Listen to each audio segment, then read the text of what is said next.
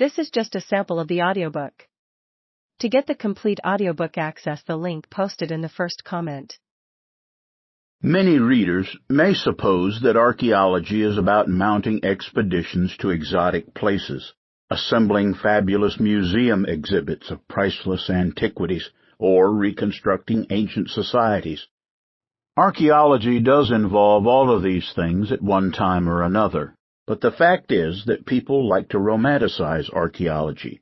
And archaeologists, after all, the Indiana Jones movies are about a flamboyant and fictional archaeologist, not an accountant, an engineer, or an insurance actuary.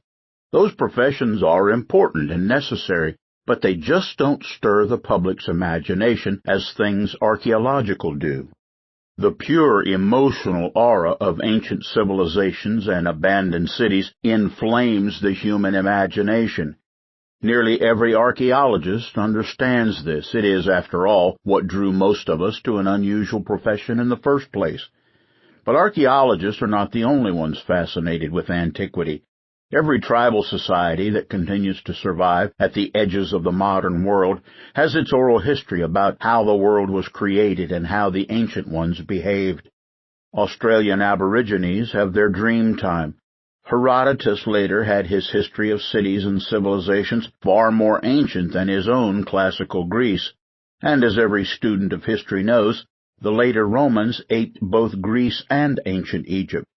Even we modern Judeo-Christians have our Genesis story.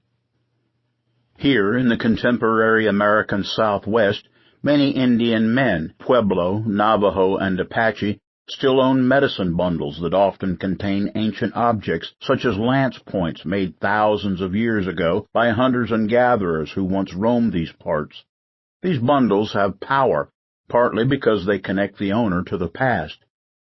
Is it a deep human hunger for connection to the past that generates near-universal fascination with archaeology?